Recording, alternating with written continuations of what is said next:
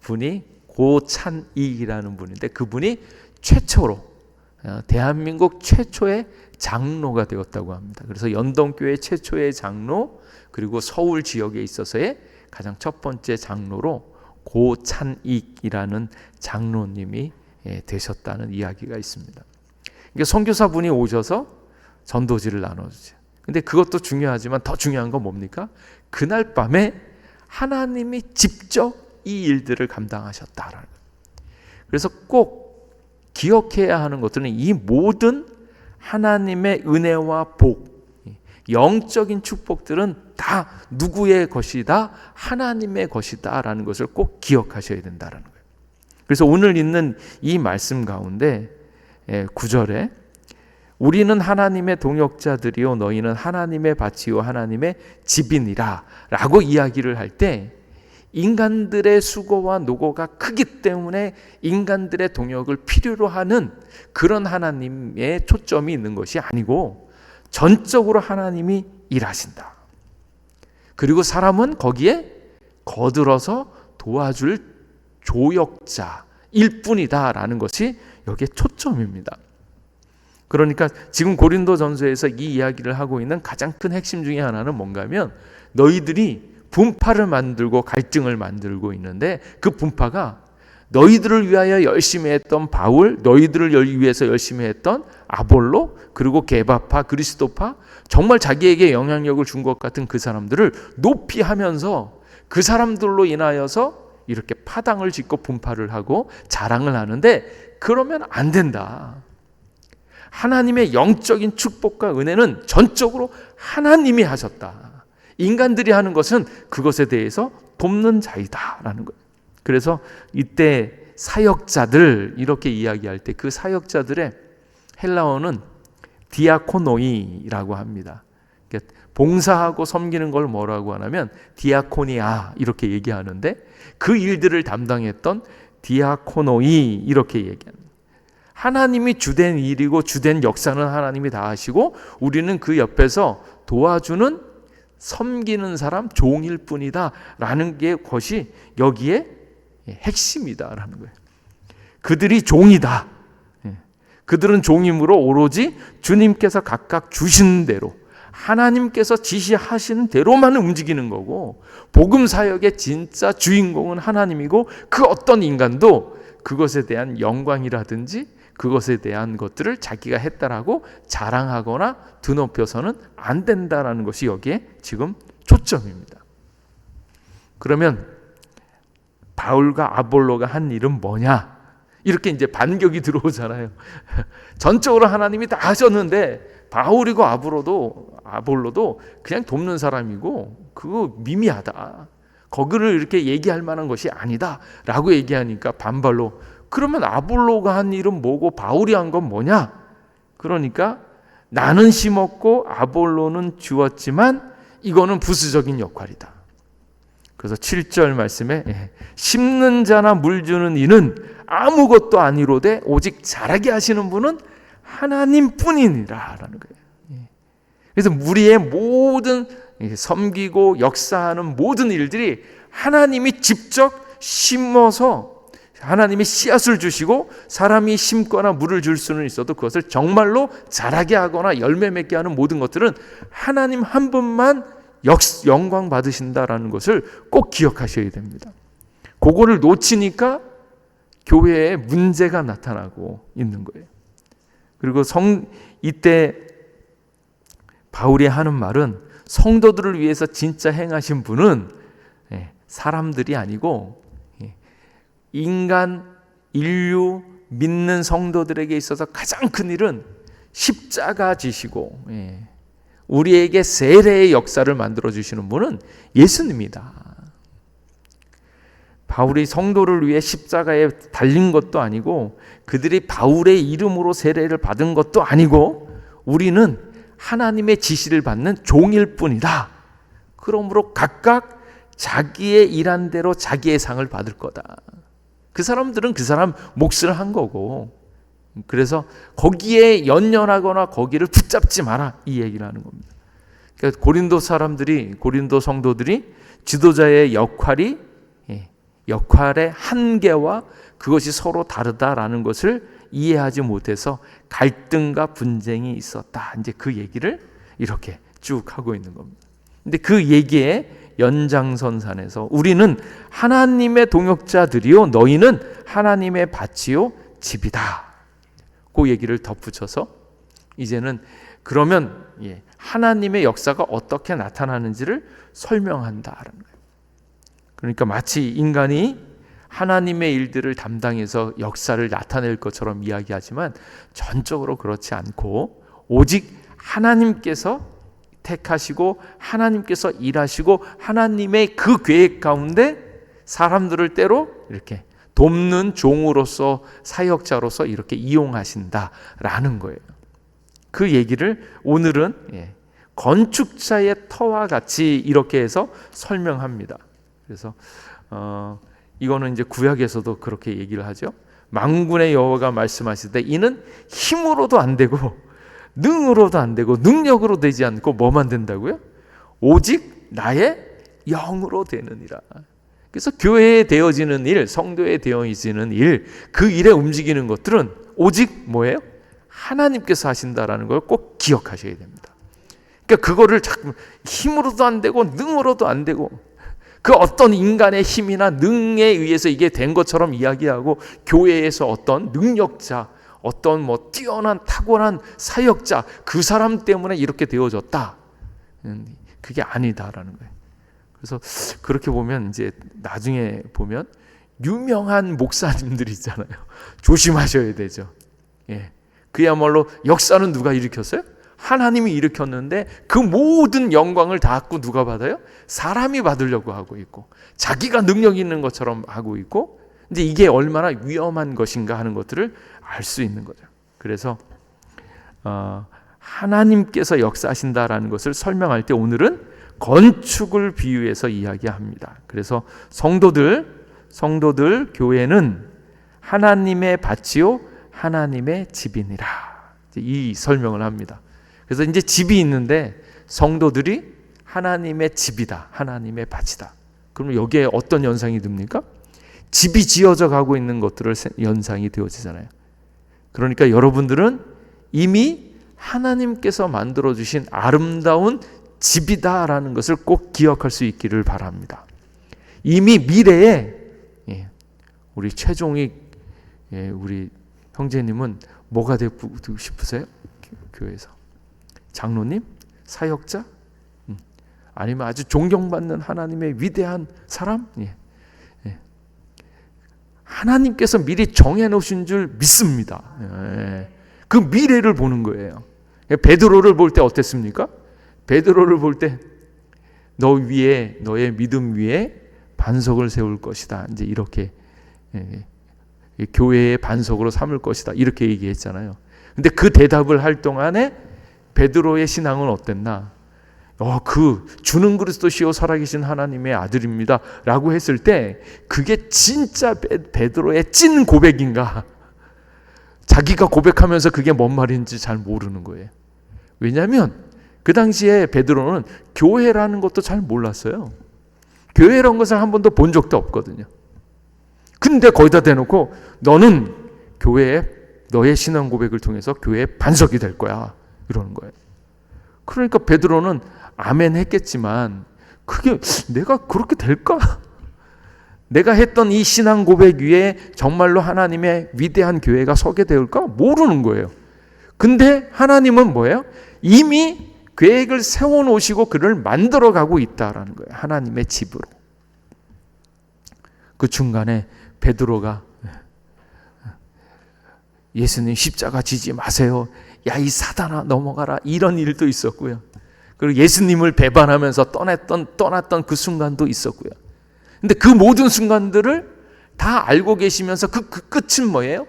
요 고비도 넘기게 될 거다. 요 힘들고 어려운 때도 넘기게 될 거다. 그래서 결국은 나중에 베드로의 설교에 3,000명, 5,000명이 나올 것이며 나중에 수많은 사람들이 베드로를 통하여 주께 돌아올 것을 알고 있었고 그 일들을 만들어가기 위해서 베드로를 만들어 가신다라는 거예요.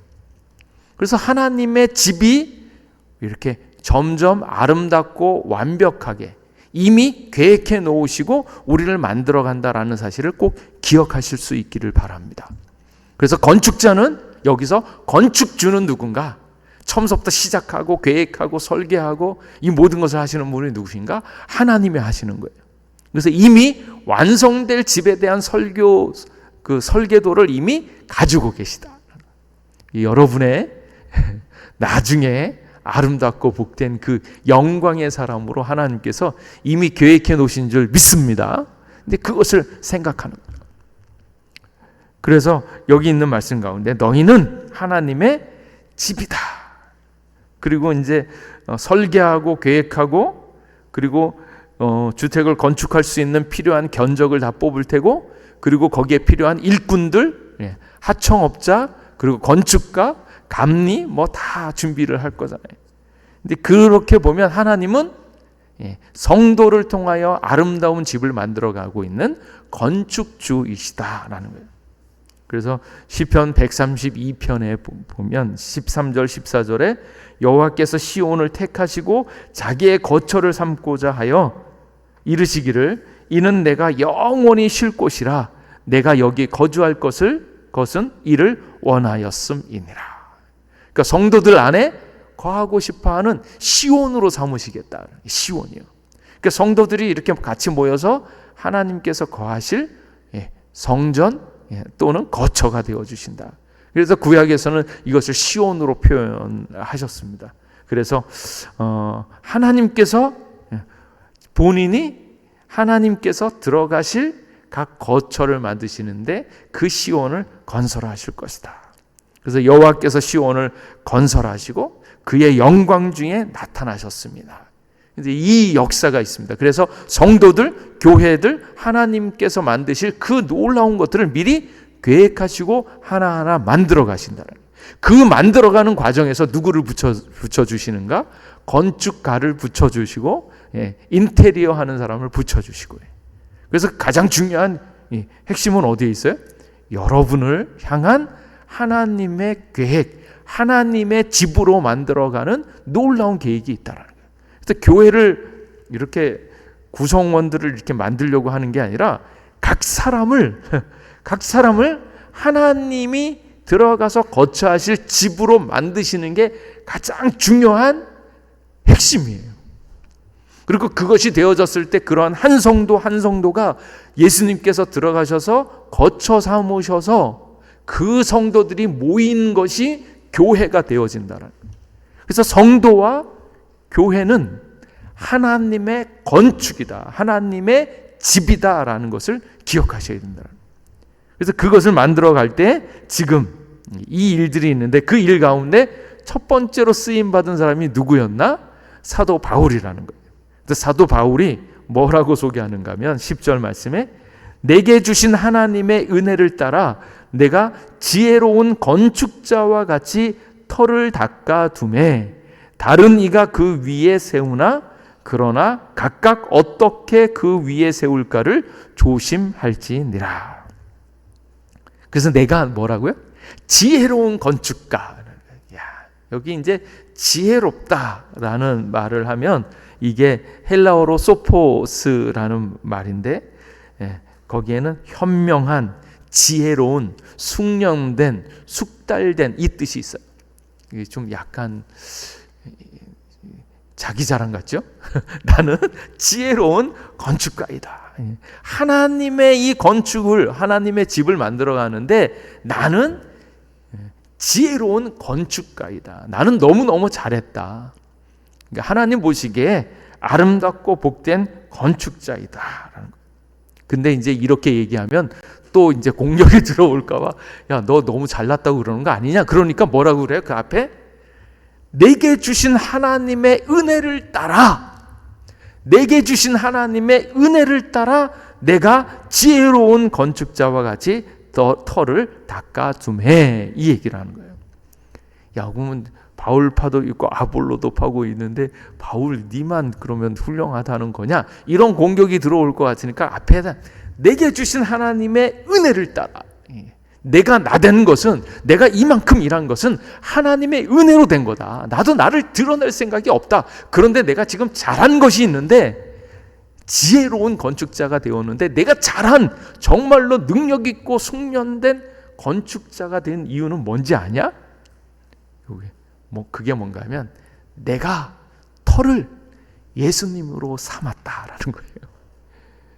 하나님의 집이 지어지는데 그 터는, 유일한 터는 무엇인가 하면 예수님이십니다. 근데 지금 바울이 내가 지혜로운 건축자가 된 것은 뭔가 하면 터를 닦았는데, 이 터가 뭔가 하면 예수 그리스도의 터를 닦았기 때문에 내가 지혜로운 건축자이다. 왜냐하면 하나님의 집은 계속 하나님께서 말씀하고 있는 바는 뭔가 하면 하나님의 집을 지을 수 있는 유일한 근거, 그 바탕, 그 기초는 누군가? 예수님이다라는 거예요. 그래서 구약 성경을 통해서 계속 이야기하고 있는 교회의 터는 무엇인가?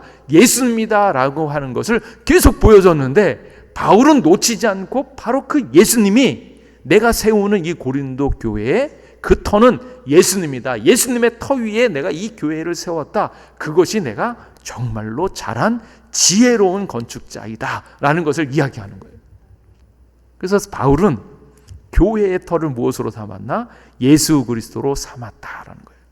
그리고 그 터 위에 이제 다른 사람들이 뭐 합니까? 그 위에 건물을 올리는 거예요. 콘크리트 공사도 하고, 배관도 하고, 전기 공사도 하고 이러면서 이제 올리는데, 내가 잘하는 것은 뭔가 하면 이 터가 예수님의 터, 예수님을 터로 삼아서 내가 잘했다라는 거예요.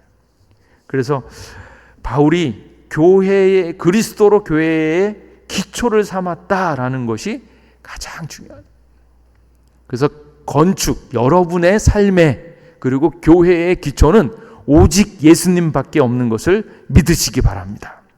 그래서 베드로가 했던 신앙 고백이 있죠.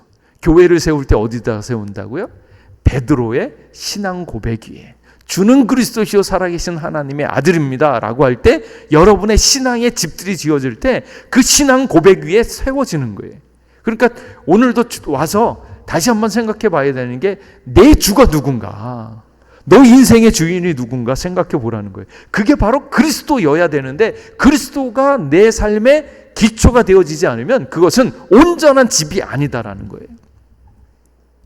그래서 사도 바울이 떳떳하게, 기쁘게, 즐겁게 나는 지혜로운 건축가이다.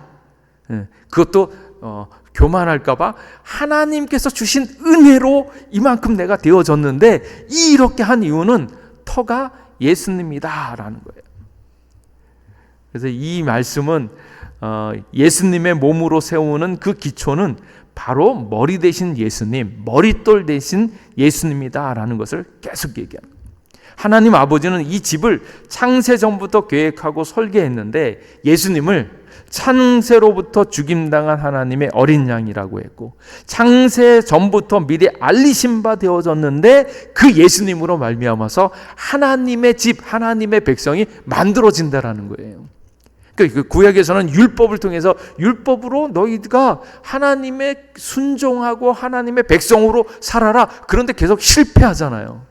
실패할 걸 미리 알고 있었음에도 불구하고 그 얘기를 하는 이유는 결국 율법에 실패하고 예수님으로 말미암아서 하나님의 백성이 되는 기초로 삼으라. 그 예수님을 우리의 삶의 기초라는 것을 보여주려고 계속 얘기하고 있었던 거예요.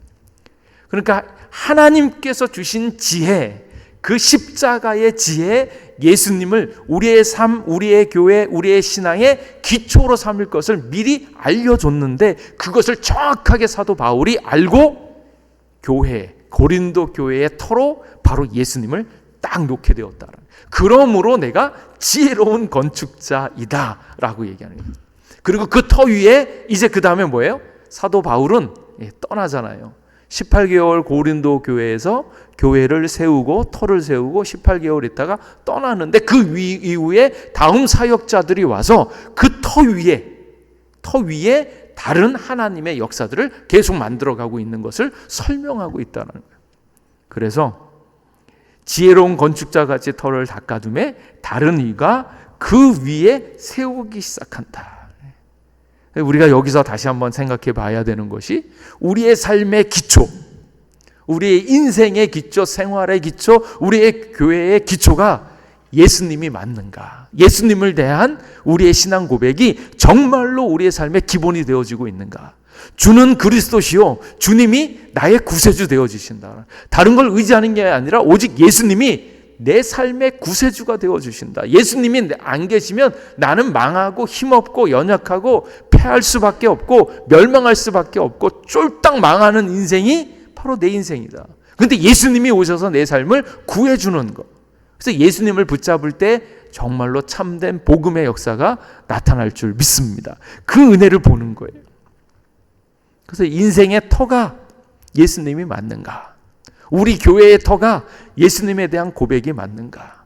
사람들이 지금 이 사람 저 사람 낫다고 똑똑하다고 이야기하고 분쟁할 때 딱 결정적으로 얘기 나오는 게 뭐예요? 예수님의 은혜, 예수님의 십자가. 그럼 무릎 다 꿇어야 돼요. 예수님의 십자가 앞에서 나는 틀렸습니다 라고 했을 때 예수님의 기본이어야 되는데, 교회가 때로 분열되어지는 이유는 뭡니까? 예수님이 터가 아니기 때문에 그래요. 예수님을 터로 삼지 않고 자기 주장을 가장 위대한 것으로 그것을 고집하면서 부딪히니까 갈라질 수밖에 없어요. 나 잘났다, 너 잘났다. 그런데 모든 사람들 다 아니고, 아볼로도 아니고 바울도 아니고, 그 터는 뭐라고요? 예수님이라는 거예요.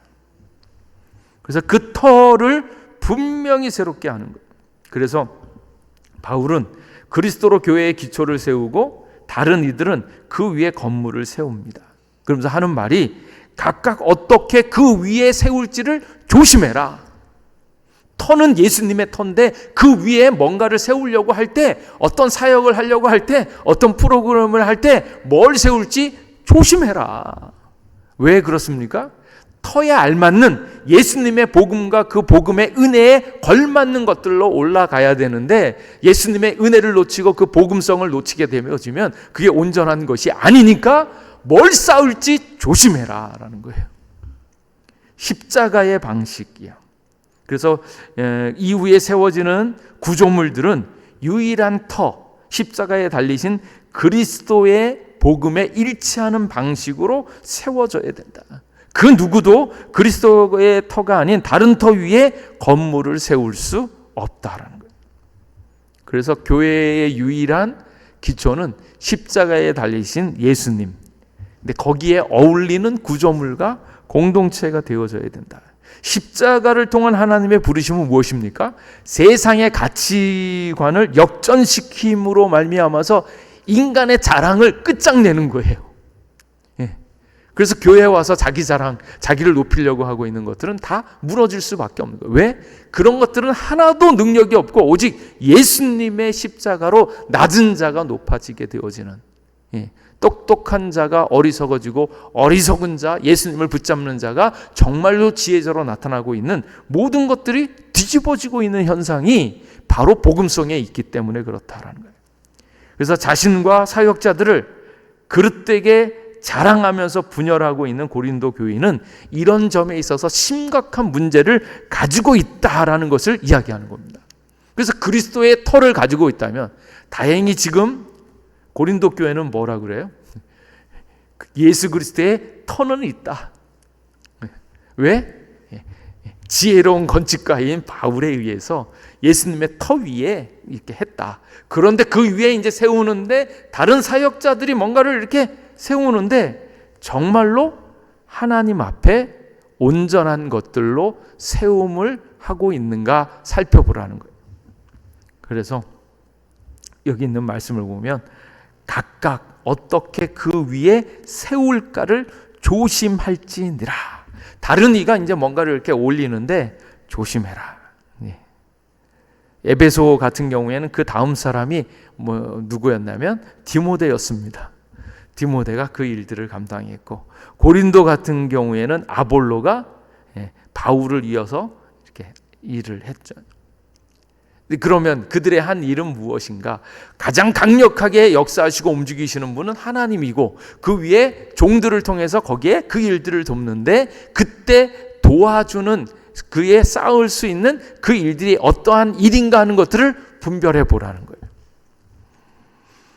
그래서 각각 어떻게 그 위에 세울까? 세우다라는 헬라어 동사는 현재 능동태 직설법으로 지속적으로 뭔가를 계속 하고 있는 그 일들을 점검하라는 얘기고, 특별히 조심하라 이 얘기도 현재 명령형으로 쓰여서서 각자가 계속 조심하라고 이야기하는 거예요.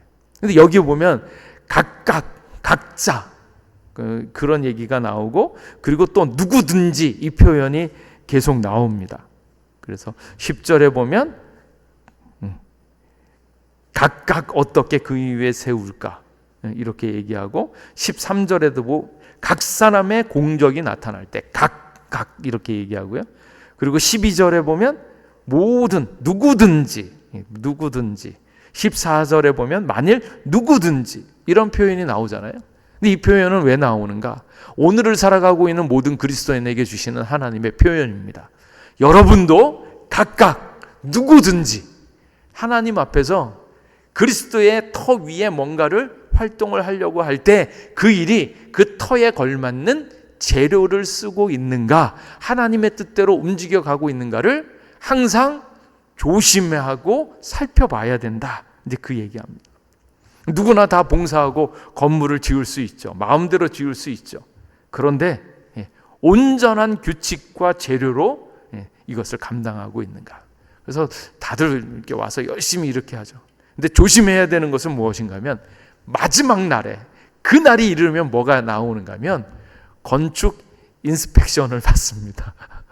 건축 규정대로 했는가 감리를 받고 인스펙션을 받게 되어진다.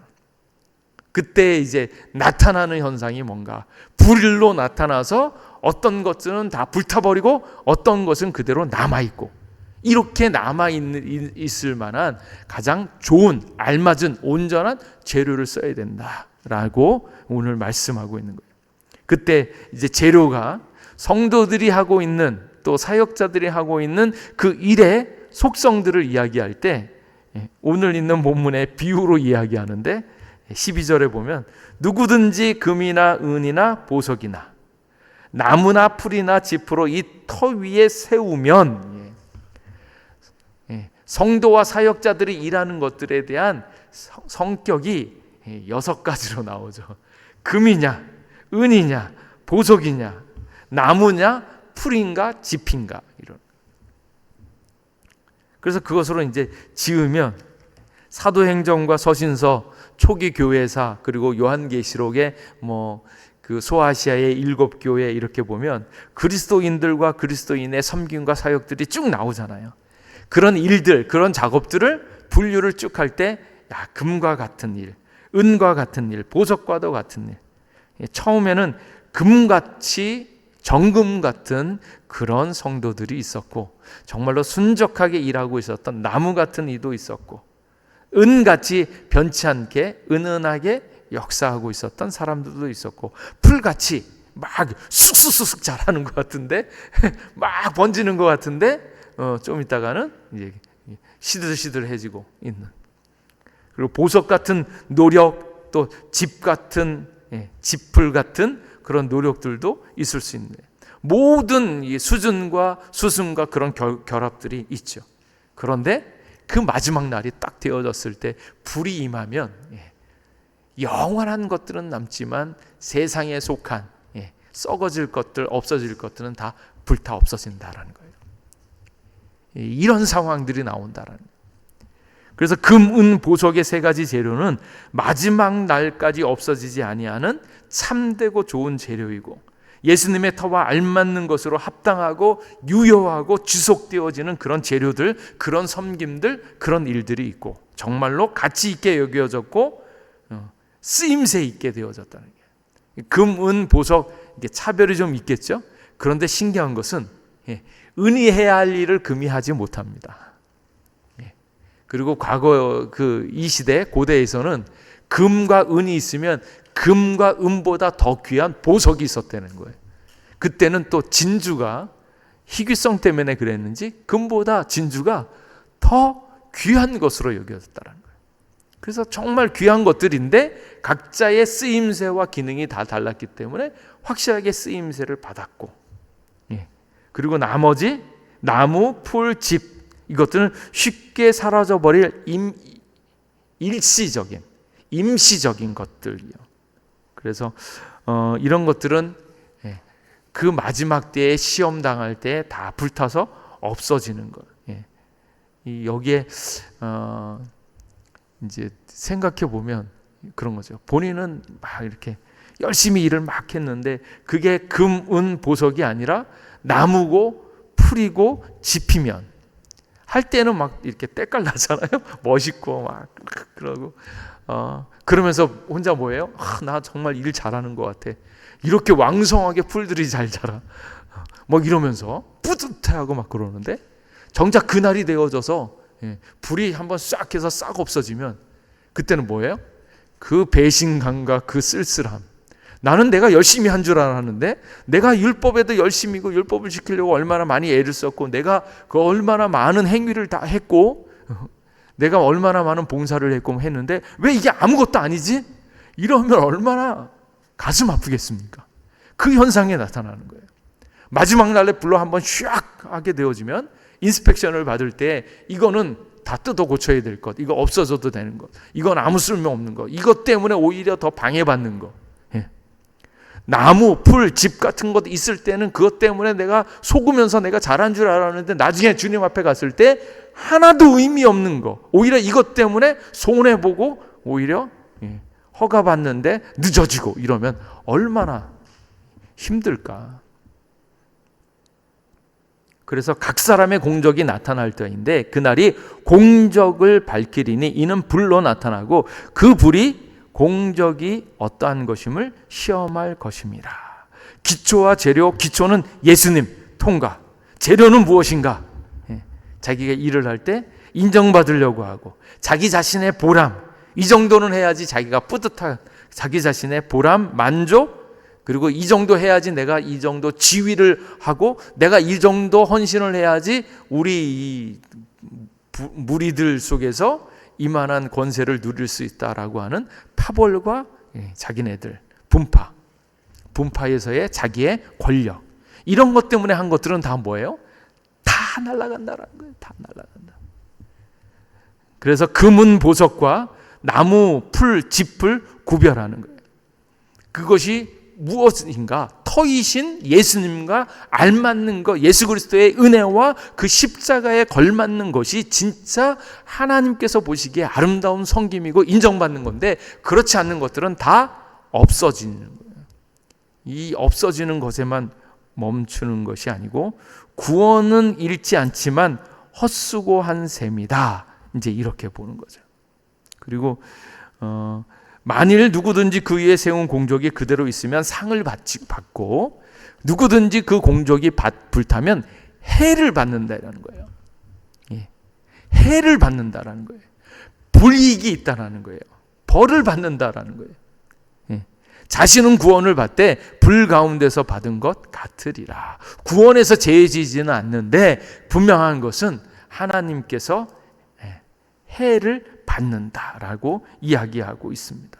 그래서 심판의 날 각자 세운 것 쌓은 것을 불로 시험하고 재료가 불에 견뎌서 건물에 남으면 그에 상응하는 대가 상을 받는 것이고 세운 것이 다 불타버리면 해를 받다, 손해를 입는다, 처벌을 받는다, 그런 얘기입니다. 그러니까 여기서 이제 중요한 것은 구원을 받지만 손해를 보는 것 있는데 바울이 얘기하고 있는 상 대가가 종말론적인 구원을 이야기하면 구원 그 자체로 부족한 것처럼 무언가 더하거나 뺄 수 있는 것은 아니지만 하나님께서 얘기하고 싶어하는 가장 강조점은 더 위에 하나님적이지 않은 것, 예수 그리스도에 속한 것을 절대로 세우면 그거는 나중에 손해를 본다라는 거예요. 절대 세우지 마라라는 거예요. 구원은 얻을지 모르지만 그걸 조심해라는 거예요. 지금 이 이야기를 왜 합니까? 분파와 자기네 파, 아볼로파, 바울파 이러면서 그 인물을 내세우면서 그게 굉장히 좋고 그러면서 파당을 지어서 분파가 막 나뉘니까 인간들 가지고 하지 마라. 각 사람이 한 것은 정말로 예수 그리스도의 은혜와 십자가에 알맞는 것들은 하나님이 상 주실 것이지만 그것 때문에 오히려 다른 사람을 방해하거나 힘들게 하면 그거는 해를 받는다라는 거예요. 그래서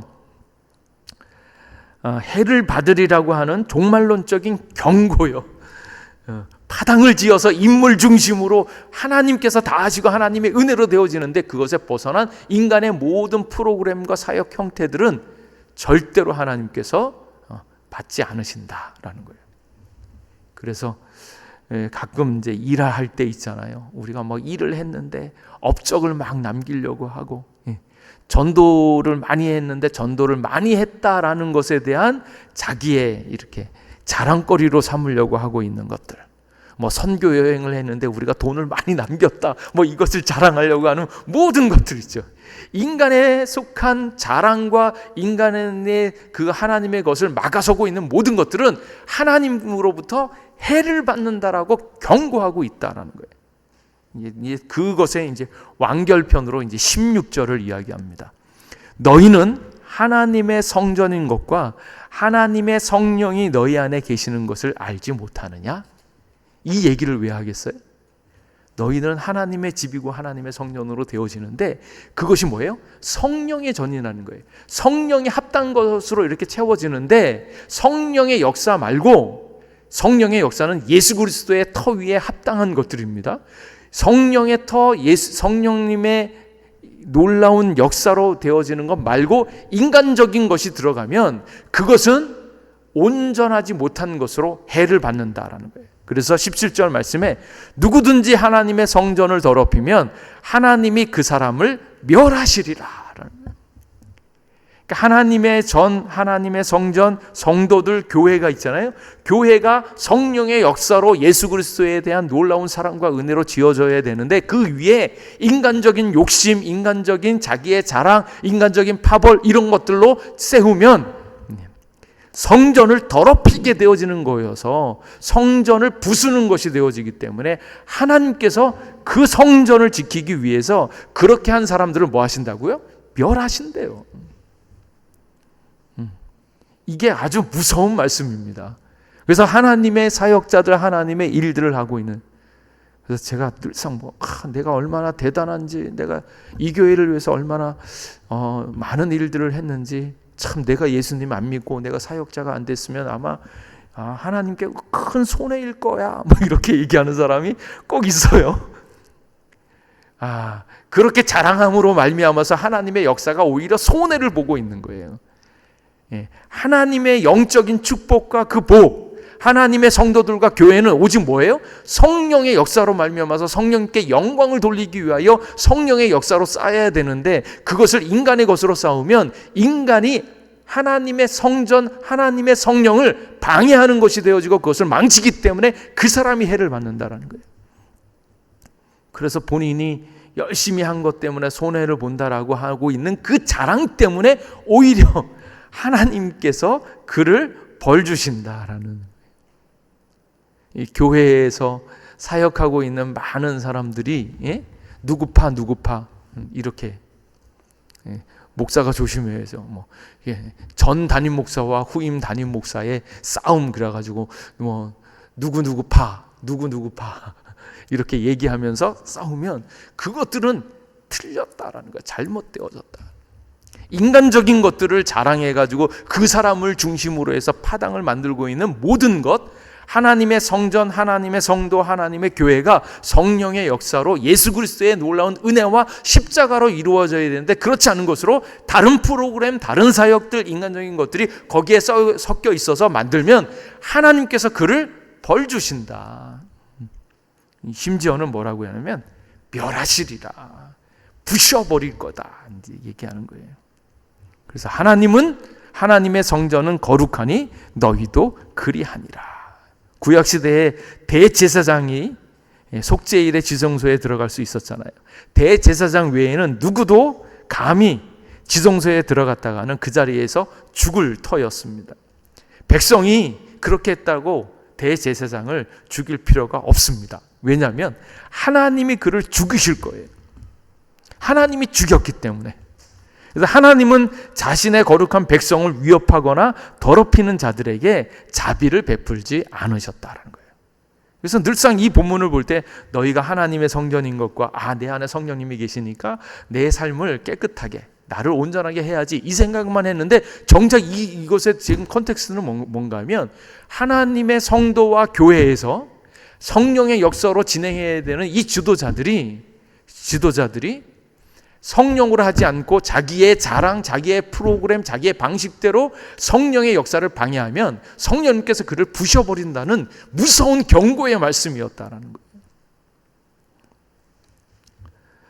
그래서 성도와 교회는 거룩한 모임인데 그 거룩함은 어떤 이유로도 훼손되어질 수 없다.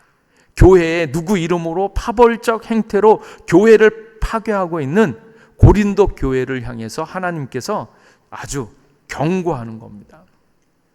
성령으로 우리를 자라게 하시고 알게 하시는데 성령이 아닌 다른 것으로 하면 우리를 더럽히는 게 되어지고요. 그러므로 말미암아서 그 성전을 더럽히는 일들이 있으면, 그것이 공적으로 있으면 하나님께서 그 사람을 멸하신다라고 하는 아주 무서운 이야기를 여기서 하고 있습니다. 그래서 하나님의 성전을 파괴하면 갈등, 분쟁, 분열, 그렇게 되어지면 하나님께서도 그 사람을 멸하신다라는 아주 무서운 이야기입니다. 그리고 이제 이렇게 무서운 얘기만 있는 것 아니죠. 또 한편으로 터에 걸맞는 하나님의 일들을 온전히 하시면 뭐가 있다고요? 상이 있다고요. 상이 있다. 그래서 하나님의 집을 완성하고 건축자이신 하나님의 동역자로서 부름을 받으면 예수님의 터 위에 예수님께 맞는 재료들을 통하여서 기쁨으로 하나님의 일을 도우면 하나님께서 상 주십니다. 면류관을 주십니다. 디모데후서 4장 6절에 전제와 같이 내가 벌써 부어지고 나의 떠날 시각이 가까웠도다. 내가 선한 싸움을 싸우고 나의 달려갈 길을 마치고 믿음을 지켰으니 이제후로는 나를 위하여 면류관이 의의 면류관이 예비되었으므로 주 곧 의로우신 재판장이 그날에 내게 주실 것이며 내게만 아니라 주의 나타나심을 사모하는 모든 자에게노라. 그래서 그 상을 주실 주님의 일들을 할 시간이 바로 지금이다.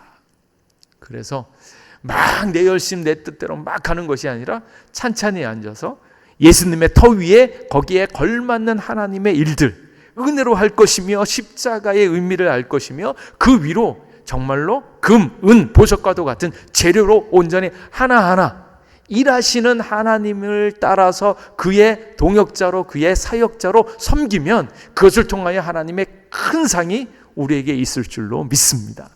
그래서 하나님의 기쁨, 성령의 역사 따라서 충성하면서 주님의 일꾼 되시기를 주님의 이름으로 축복합니다.